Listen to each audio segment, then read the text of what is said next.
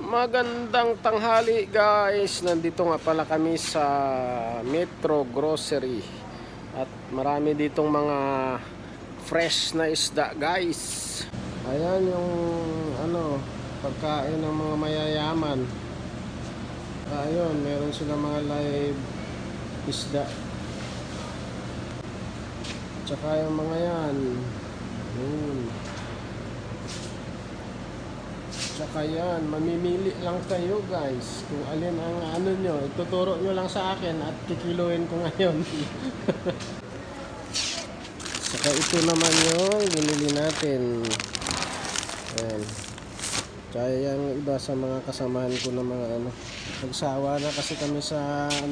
nagsawa na kami sa Panay Carne.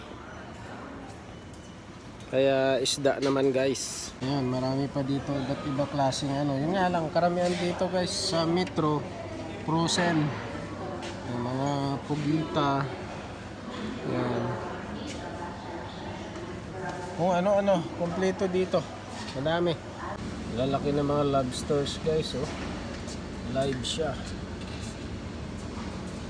Kung gusto mo bumili, yan, mamimili ka, kuhanin nila.